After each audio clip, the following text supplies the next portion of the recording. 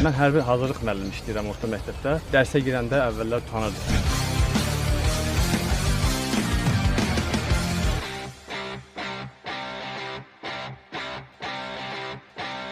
Amma indi anlaşıq biz var. Qalib dövlət, qalib ordu.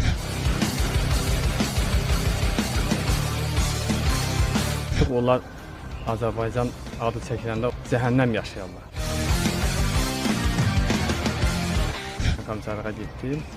Orada bizi Ağcabədi ərazisinə, hərbi hissəyə göndərdilər. Bir gün orada qaldıq və oradan bizi Füzuli rayon ərazisində Haramı düz deyilən yerdə hərbi hissəyə yerləşdirdilər. Sentyabrın 27-si səhər saat 07:31 radələrində təyyarəmiz artıq Alxanlı istiqamətində uçuş edərkən ermənilər tərəfindən vuruldu. Yəni o boş təyyarədir, pilotsuz. Ondan sonra da müharibə başladı.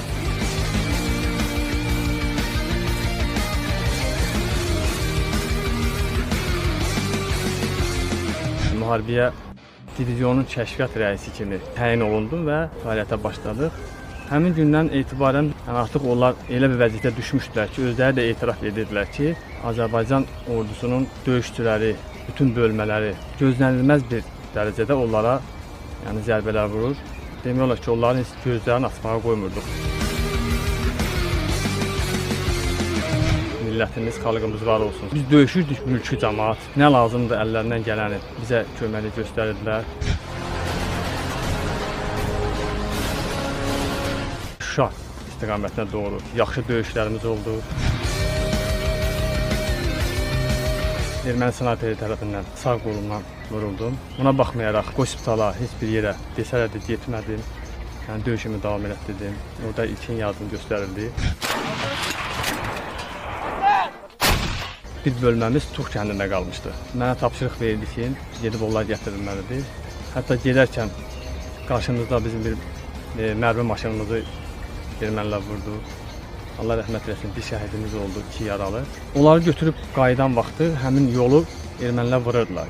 Tapşırdım ki, keçdin. Əsgərlərdən keçən vaxtı raket atdılar.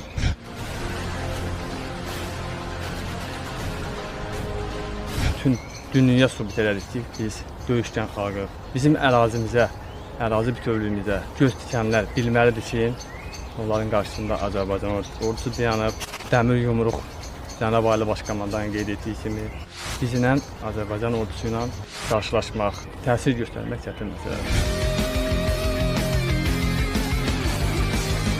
Fəxr edirəm ki, mənə qismət oldu. Son nəfəsimi verənə qədər